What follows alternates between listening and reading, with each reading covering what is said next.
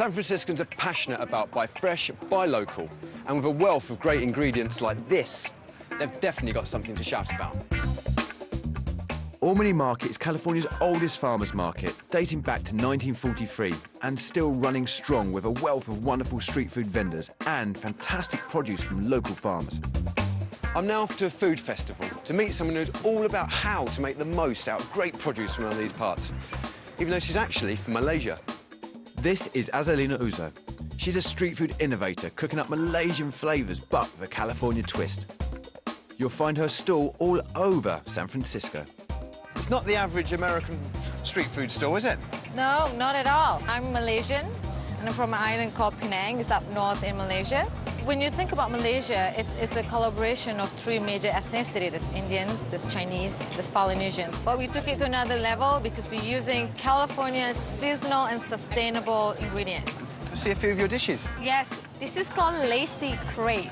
Lacy crepe. There's roasted turmeric in them, and there's hole in these crepes. So it's just like women's lacy stockings. Yes. Nice. And then we serve them with Malaysian-style curry.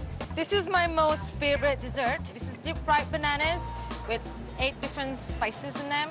And we top them out with Malaysian-style coconut jam.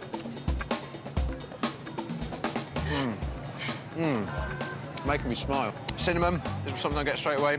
Nutmeg. It has layers and layers of flavors. And I just, oh, it's a lovely sauce.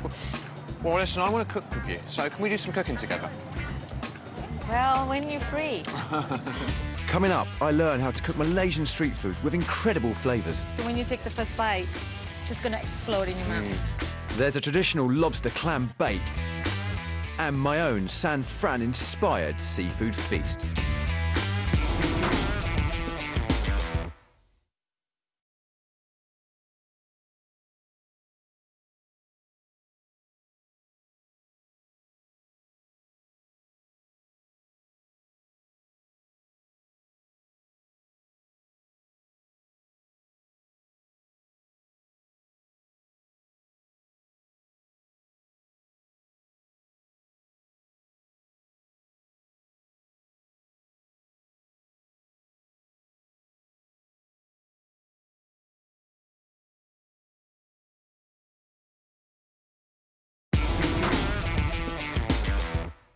Welcome back. I'm on the ultimate street food road trip, learning everything there is to know about fantastic tasting American street food. My journey has brought me to San Francisco, a city that prides itself on fresh and quite often pretty wild ingredients. Later, I cook up a seafood chowder that's bursting with the taste of the ocean. But right now, I'm with Malaysian street food maestro Azalina Eusope in San Ramon farmers markets on the outskirts of San Francisco. Azalina serves up tasty Malaysian street food dishes using Californian produce. Today we're going to make very typical Penang-style street food. We're cooking Azalina's Roli. Andy, Yeah. You're going to be in charge of the chicken. Right. So you're going to butcher the chicken for me by joints. Yeah. Then we're going to start cooking. Right. I'm going to get ready all the spices here.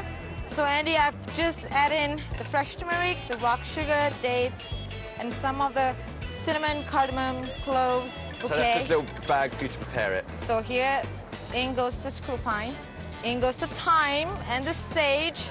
There's a lot of flavours involved, isn't there, in this? Is that always the way? A lot of the street vendor in Malaysia only work and perfected that one thing that they know to do for their whole entire life, and then just get passed down by generations. And that's what they stick at doing, isn't it? That's true. Azalina also adds cayenne pepper, curry powder, black peppercorns, crushed garlic, peanut oil, fennel and cumin. Wow. OK, do you want your chicken over? Yep. Obviously, skin side down, you really Yes. want to just start sealing everything, don't That's you? right. This is the curry leaves. We're going to add them into.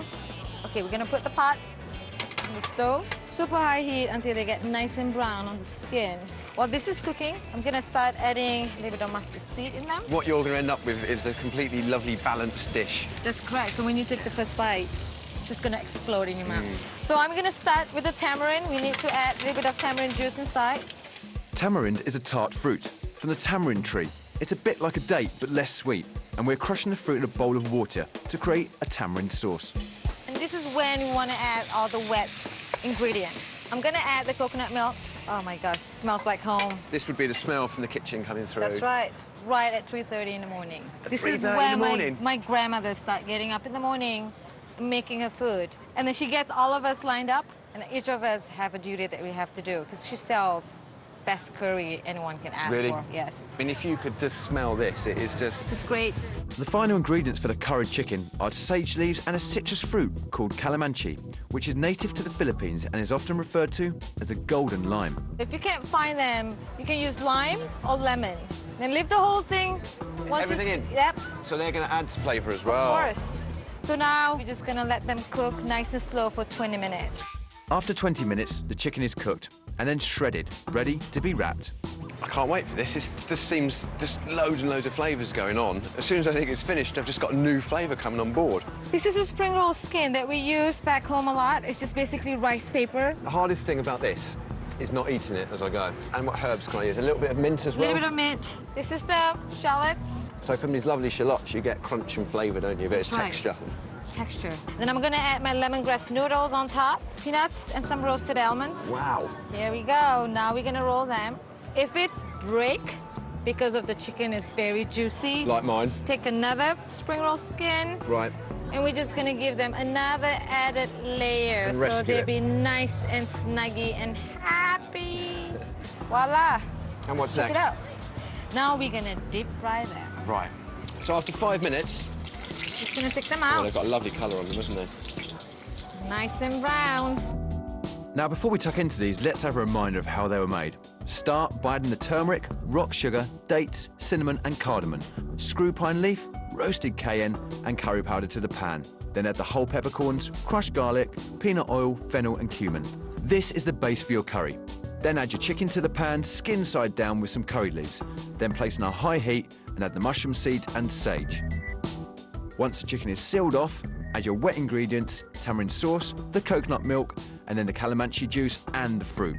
Then cook for a further 20 minutes, allow to cool, and then shred the chicken to put in a rollie. For the rollie, take a piece of rice paper, some chicken, some mint and basil leaves, chopped shallots, roasted peanuts and almonds, and rice noodles with lemongrass. Deep fry the parcels for 5 minutes and serve with pickled vegetables. It looks amazing, look at that. Street food on a plate. These are Azalina's rollie. And I'm gonna... That might be hot. You get the chicken curry, but then you've got the little bit of mint and basil in the middle, which just really cut through it, doesn't it? And we've got nut textures. There's just so much going on. It's crazy. Good crazy. Thank you very much. You're welcome, Andy. What brilliant food.